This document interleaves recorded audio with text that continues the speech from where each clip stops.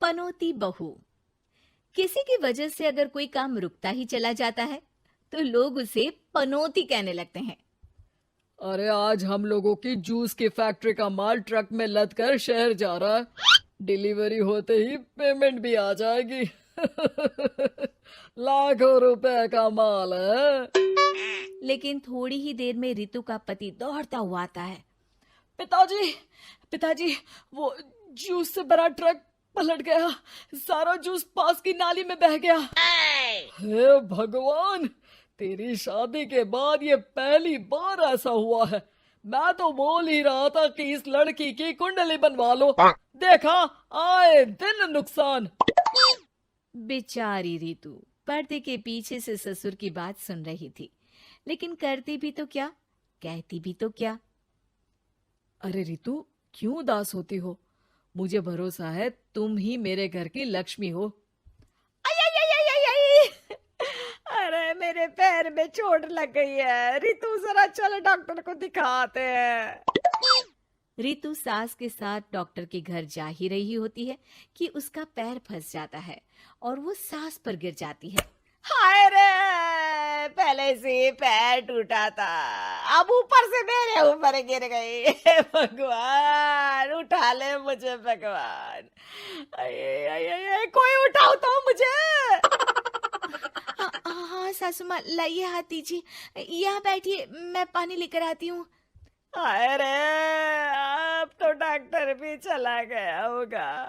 अरे इस लड़की के कारण पता नहीं मैं अपने पैरों पर खड़ी भी हो पाऊंगी कि नहीं। माँ, बहुत घबराहट हो रही है। कल मेरी अपनी खुद की फैक्ट्री शुरू होने वाली है। पता नहीं कैसा रहेगा मेरे लिए बिजनेस। अरे क्यों नहीं बेटा, अच्छा होगा। इतनी लगन और मेहनत जो की है तूने, बस तेरी बीवी का मनहूस साया ना पड़े। अरे जब से आई है कुछ ना कुछ मनहूस होता ही चला जा रहा है। कैसी बात कर रही हो माँ? एक तो वो अपना घर परिवार छोड़कर हमारे लिए यहाँ आई है, और तुम हो कि। दिन बीतते हैं और एक दिन। निकल इस घर से, मैं कहती हूँ निकल। जब से यह लड़की मेरे घर की बहू बनी है, हर जगह घाटा, हर जगह नुकसान। कभी सास का पैर टूट रहा है तो कभी जूस का ट्रक ही गिर जा रहा है। अरे अब तो हद ही हो गई। मेरे बेटे का इतना भारी एक्सीडेंट कि वो कोमा में चला गया। वो तो शुक्र है कि जान बच गई। नहीं नहीं, हम ऐसी लड़की को अपने घर में रख ही नहीं सकते। अब तो रितु को भी लगने लगता है कि वो मनहूस है। वो चुपचाप घर छोड़कर निकल जाती है। चलते चलते रितु एक जंगल में झोपड़ी में पहुंच जाती है, जहां एक साधु तपस्या कर रहे होते हैं। आ गए बेटी, क्यों परेशान होती है? ये तो जीवन का नियम है। इंसान हमेशा नकारात्मक चीजों को ही सुनता, देखता और समझता है। किसी की अच्छाई उसे नजर ही नहीं आती। आपने मुझे बेटी कहा है तो शरण भी दे दीजिए बाबा। मैं आपका सारा काम कर दिया करूंगी, बस आपके जीवन में मेरे जैसी बेटी की वजह से कुछ बुरा ना हो। साधु आंख बंद करके मुस्कुराता है और रितु उनके घर की बेटी बन जाती है। पिताजी, भोजन तैयार है, आकर खा लीजिए। बेटा, जो भोजन तूने बनाया है उसमें सांप का जहर है, वो खाकर मैं मर सकता हूँ। नहीं नहीं पिताजी, खाना तो मैंने अपनी आंखों के सामने बनाया है, यहाँ तो कोई सांप आया ही नहीं। ठीक है, फिर ला मैं खा लेता हूँ। साधु खाना खाने जाता ही है कि खाना रितु के हाथ से गिर जाता है और वो खाना बिल्ली खा जाती है। बिल्ली उस खाने को खाती ही मर जाती है। नहीं पिताजी, मैंने खाने में जहर नहीं मिलाया। मुझे इस बात का पता नहीं पिताजी। मैं ये बात जानता हूँ। खाने में जहर का मिलना और इस खाने का गिरना, ये तो पहले से ही तय था। इसमें तुमने कुछ नहीं किया है बेटी। रितु समझ नहीं पाती कि क्या हो रहा है। वो रोने लगती है और साधु को अपनी सारी कहानी सुना देती है कि कैसे उसके ससुराल वालों ने उसे पनौती मान लिया था। साधु मुस्कुराकर कहता है, बेटी, क्या चाहती हो तुम? क्या तुम जीवन भर यहाँ रहना चाहती हो या फिर अपने ससुराल जाना चाहती हो? पिताजी, मैं ससुराल जाना चाहती हूँ क्योंकि वहां मेरी जरूरत है।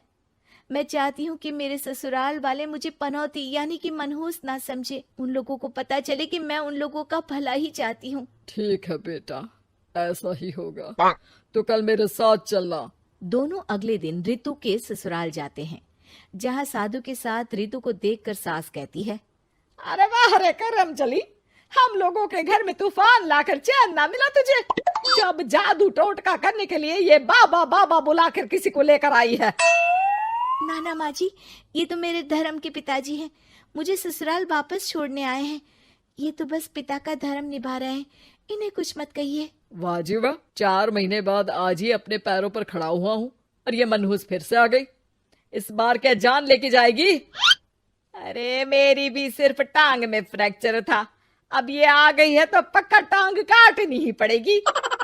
हे भगवान, पिछली बार तो जूस का पूरा ट्रक ही पलट गया था, इस बार तो पक्का फैक्ट्री में ताला ही लग जाएगा। रितु के नए साधु पिता सबकी बात गौर से सुन रहे थे। फिर वो बोल पड़ते हैं, मैं आप लोगों को कुछ दिखाना चाहता हूँ। वो साथ में गोला लाए थे। उस गोला में वो सबको कुछ दिखाते हैं। वो दिन दिखाते हैं जब जूस से भरा ट्रक गिरता है। पास के कुछ जानवर उस गिरे जूस को पीते हैं और वहीं मर जाते हैं। देखो, इस जूस में तुम्हारे फैक्ट्री के मैनेजर ने जहर डाला था। अच्छा हुआ वो ट्रक गिरा, वरना पूरा परिवार जीवन भर के लिए जेल में होता।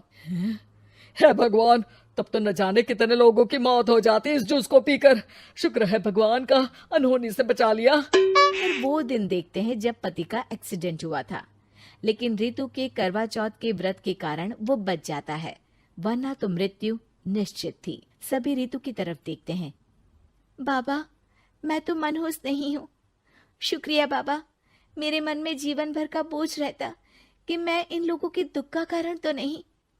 नहीं नहीं बेटा, मनहूस तो ईश्वर किसी को नहीं बनाता।